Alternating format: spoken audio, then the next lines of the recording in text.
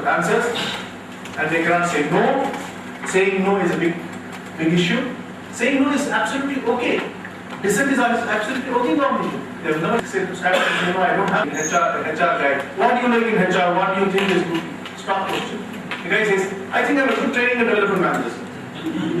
He has not even known what is training and development. He says, I can be good recruitment manager. What is recruitment? He's not even working. So who is giving these answers to? It's a circle which is going on. There's a placement officer who comes around with 4 candidates. It's like his need. That's not his need, my dear. His need is the students to get the jobs. He brought about 6 students in a car. The placement officer is traveling with them like children. I said, you're being pampered. I cannot travel to campuses tomorrow when you want to pick up students tomorrow. What are we teaching? What are we conveying? So it's actually a trigger to the students. Can you be on your own? Can actually think what value can I add to the organization? Be different, absolutely no issues. But are you being functional different or dysfunctional different? Can one respond to that question? Can you question the status quo? Can you create a different flow? There's nothing wrong in being different. Yes, right? Yes, sir, we can. Can you give some examples? How do you think? What happens to an institution to make you think differently? Since you put a leading question, you said yes. Yeah. It's like, are you start pushing the wall? Who said yes? A different way. Sometimes, don't worry about evaluation. We are not making any evaluation. But do come with some thought process.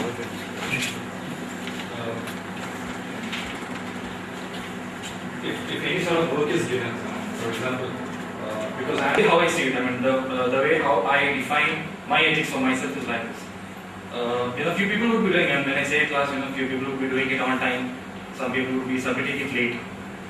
Okay, but my attitude towards them is that I work for them. So I take all their assignments and give it and submit to the lecturer. You write their assignment. No, I don't write that. I tell like the lecturer that so and so problem was there, and that's the reason he just couldn't do it. Or something or the other, but I see to it that assignment is there. Now he's given marks. For me, when the lecturer says that the student should be awarded marks according to the work that he has done, at that point of time, it's like I see who is the person, who is the student he has given first, so that he deserves the best mark. At that point of time, I do not see that he is my friend or something like that. And the person who has given the assignment to me first, I tell to the manager that these are the students who are giving me on time. So it is perfect on our end that if you provide marks to these students, that will pick up. And this is the way how I do the work, and that's the way how I just look at it. And what will go into that packaging? Can you tell us? My work speaks for me, sir. So I'd like to work first and then see that I want my work to be evaluated honestly. That is what I think when I do some work. Like I want feedback immediately, whether it's wrong or right. I want to see it that feedback is given to me in any work which I do, so that I'll proceed further. That is my way of looking at anything what I do. Like whether it's negative also, people don't give me negative feedback, but I want negative feedback also at the same time, because I want to improve. Just hold on for a minute. I'll go to your faculty. Now, other than giving food, you are minimum giving 75, I know it. 75 will pass mark now. So, given that everybody is given 75 plus, how do you give this feedback? Other than how often you invite a student to your room and say, my dear girl, this is where you are lacking, this is where you should improve, and how can I help you? Because you are being put to scrutiny here. As industry representatives, do you invest that time? You will say, professor is adding every year 60. From a cool 120, he made it now 400. A smart operator that Dr. Mishra is, he has built an institution with so much. But these 400 are paying you money to get a certain return and a value when employers they look at them. So this question she is putting to you, not to us. Are you spending that time? Have you got that elbow room for a student to walk into you and you are not stiff-necked and you are easy-necked and you receive them with a smile and give them feedback? You stand. You demand an answer, I'm helping you to get the answer. We have here how they procure the students. Student. That is the area we want. Yes. No, but we will take it. I will do that. In a very generic way, she is making a very legitimate only to friends like that Prasad, this Prasad, and everybody who is an employer here. Are they really spending their time with their and I am having both the interfaces even to this day, right? That question is not only reflected to you, it is also getting reflected to you. The thing is the evaluation methods, which you said that, of course, a 75% minimum, like that kind of thing is there. So, to that extent, it kind of dilutes the kind of real feedback the student should be getting. The kind of from the previous batch students or something, he will manage to get 60. One of the students himself has expressed in some interviews, that's what our Professor Berenmohan Reddy also has mentioned, that he got placed in the student. Sorry if I am permitted to add something. Okay. So that particular aspect is one thing. The natural process of evaluation is to an extent sort of diluted, and the other informal process of feedback is faculty through their interactions, they give it to the students, but always very careful and diplomatic. The answer is very simple. You go and ask the faculty a question, they'll ask you another question. They never give you. In India, we are spoiling children by giving an answer. And you know that one of the management, they don't right answer one of the main choices, right? So, first and foremost is what you talked about, critical thinking, ability to think through. We need to get into a habit of doing two things. One, never take ownership. Like whether they attend classes, not attend classes, no consequence to anybody. My job is to be available to them, and if they have a question, I should put them in the right to first question. So they won't find out the answer.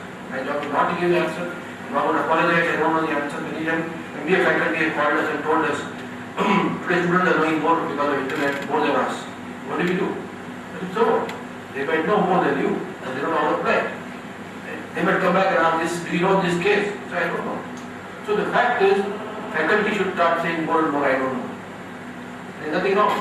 This is one important differentiation. Second, I think as a faculty, since you are an institution which can redefine your deemed institute, Duke University, as much as possible make all exams open.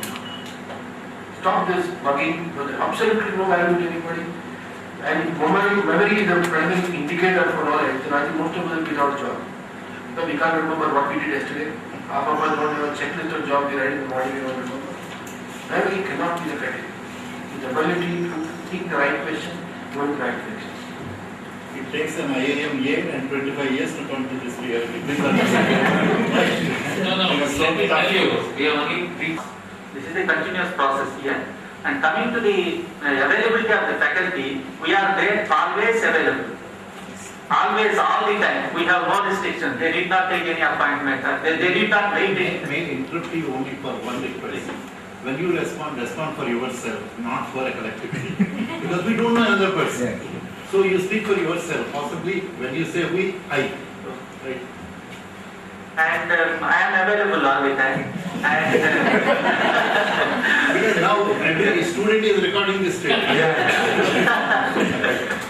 Maybe I can only Let him finish. yeah, I am available, and I do continuous assessment, and I won't see only the written test only on that basis. I don't assess their their capabilities, and I will also admit that their communication skills are better than me. Only thing they lack experience. So that is what the value addition which I am giving. Thank you. In a presentation which you That when we have a presentation, we normally ask the students to do a peer review of the team which is actually presenting on an individual basis, and we also do a review. But the review that comes from their own peers and their own friends is taken much more nicely, and also specifically ask them to give both sides. Whether if it is negative, it's negative; if it's positive, it's positive. So most of the time, the students become so experienced, like at least I'm talking about my students whom we do this in the class. They comment on the way of standing, on the way of talking, on the way syntax, on voice modulation, on expressions. So much, and sometimes we capture it on camera and show it back to them also. So the peer review is a very strong method where their own friends. Thank you. So, Jagmohan. Try to get involved by some of the students and all that. Okay, I carry something my own. But basically, my passionate appeal to work to you from the industry is because last week I was at JAG interacting with a lot of recruiters and all. They were asking only one thing: can you work on a process, either you and me or together, where right from the day one, that fellow starts. I don't need to invest a single pack. So at the end of what today, maybe Shastri sir is promising because he's a well-wisher and a good friend of our director. And maybe after 10 days, I want as a placement coordinator, my anxiety is, I want some border, where myself and all my faculty will chip in. That that my student becomes employable, right from the day one. Like Flip Code says, CCTV, create value, communicate value. That means you lose your job. No problem, sir. I am confident with myself. His job is placing. I don't know a little bit about what is this why I need the training. Some portion you can deliver, but they must own that course. The moment the employer owns that course, he becomes very, very specific about what he wants, what he doesn't want, what the assessment is doing. And this must be done after the exams are over, before they join. So you have time from March to June. Many other companies join in May and June. Yes. So we plan in the month of April is a placement or a bridge course month. Every student will go through the depending on the availability of the number of students in the campus, you can work it out. But there is no other shortcut. I don't think you should try to attempt. We have another 10 minutes to closing. Before that, a couple of students on your reflection so far of what the hell is happening here. They all came What the hell?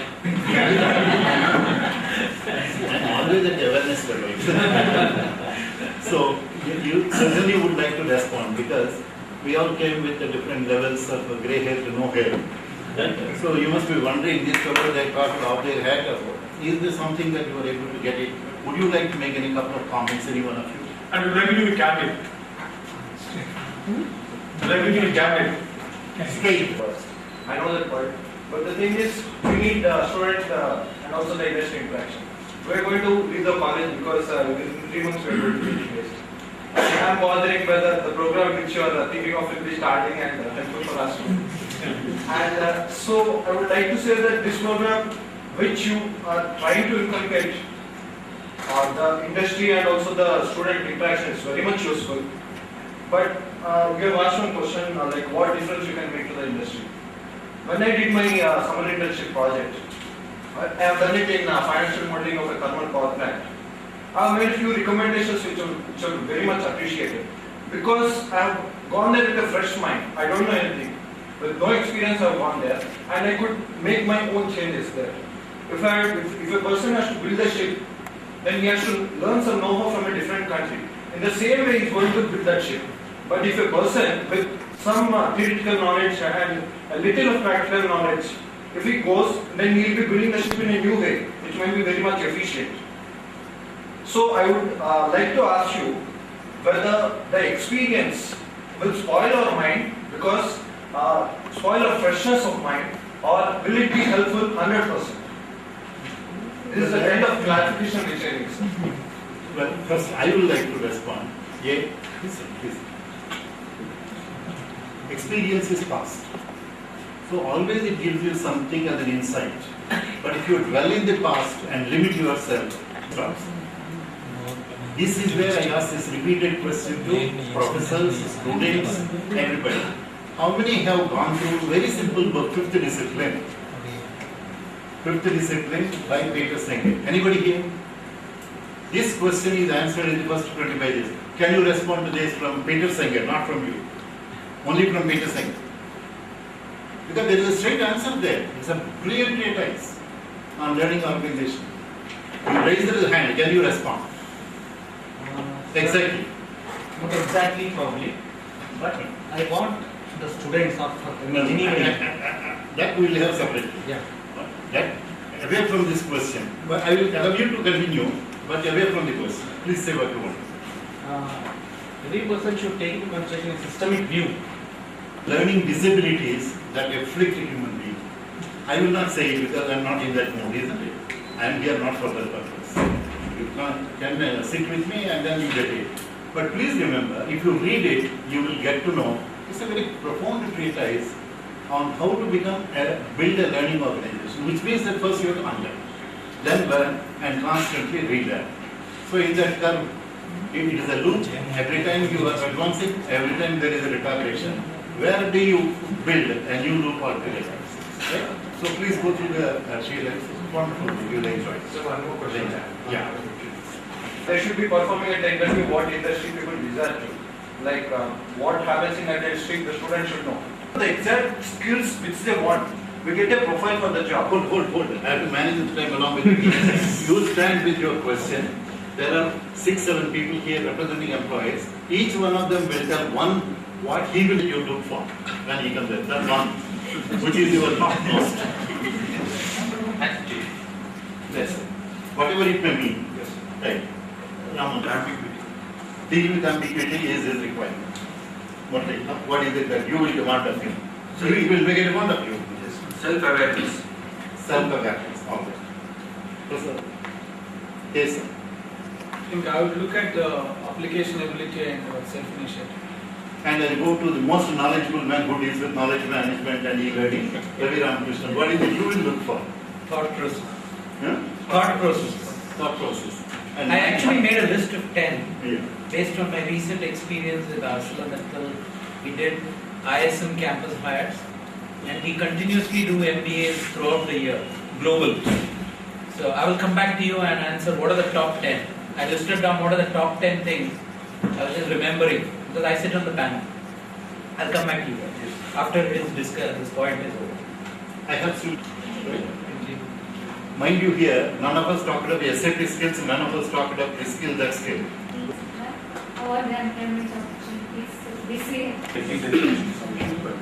Manufacturing as well, we have not been in the right time. BFSI is a But answers. I told you no answers over We the have very good students. Not really. Okay, we have value to No, them. jokes apart, we definitely our intention, TMI too. One of the things is to try and see the students from whatever they want to hire, we try and adopt the PE as one of the possible centers where we hire from. What does it mean? What it means is that we will communicate what we want. The bridge course what we talked about, if I'm hiring 6 people, I expect the bridge course to be run here. And we will probably send somebody here to run the course for you. But we will definitely. So the menu of 10. That is talking I'm sure about this will be one. true for a lot of companies. Yeah. While the talk was on for the last 30 minutes, I tried to do too much of Indian hiring, that's Sridhar and Modi. But a lot of that is very sensible what they do. So if you look at it, I've made a list which is by and large the sequence of the top 10 things that they look for. The first is learning orientation or an attitude. All organizations today, I'm sure it's true of Indian ones too, they believe it's lifelong learning. Just because you got out of the campus, don't think your learning is over. You're going to be a 30-year graduate. You're not a 2-year graduate. You're going to be a 30-year graduate. You have to continuously learn. Organizations will provide the learning forum, but the onus to learn is on you. If you don't learn, you're going nowhere. The second thing is an approach that they look for. An approach on anything. They might ask you a silly question. They might ask you, and I'm talking of not hiring only from the campus, because they also hire laterals. That is 4 years, 3 years. They don't go for too many 10-year-olds or 8-year-olds, but the 4 years, 5 years. That means the laterals also. Approach to anything, approach to problem solving, approach to thinking, approach to whatever. What's your basic style and what's your approach? And they don't expect that there is only this approach in Levers or this approach in Pepsi or this approach in ArcelorMittal. Many approaches are possible. But does your approach by and large fit in with some sensible way of doing things, some way of aligning with the culture of their organization? The third thing, definitely the thought processes. They know that you cannot give all the answers. They will deliberately ask you some tough stuff, which you don't know. But do you have the thought processes to think it loud and take it forward and then get stuck? No problem. But if you're not going to be able to think through and just shoot your mouth off, or just say I don't know, both of them don't work. Right? Because like your own professors, when they evaluate you, they don't see whether you have completed something. Even if you have half complete, but there is a tremendous value that you have put on that, that's more than enough. Right? The fourth is basics. They all want to know basics. What Murli said as a research, this is the first time I'm hearing it, but that's true whenever I've sat with them. For example, recently in ISM Dhanbad, I remember, just 1 week ago, there's a guy, a mech engineer guy, he couldn't solve a pulley problem, which I could solve. And I'm not a mech engineer, I'm a 25-year-old chemical engineer. Or there was a chemical engineer from IIT Bombay, right? Fresh guy, he's not even joined anywhere. He was asked, here's a distillation column, right? And I have benzene on the top, and I want to take out benzene. I have benzene at the bottom, and I want to take out benzene so that I get 98% benzene. I'm getting only 96%. What should I do? I can't answer. He may not know all the answers, right? But he's fresh out of campus. So definitely your basics have to be really good. So if somebody, for example, if you're a marketing person, and they ask you, for an example, how do you go about distributing cigarettes? And you don't know how to go about distributing cigarettes, no problem. But if you can think through that for cigarettes, this is how I do. So the corollary to this is I must do my homework and come. And it's a lifelong homework. So whichever part of your career you are, you have to go back to your basics. And that's something which you're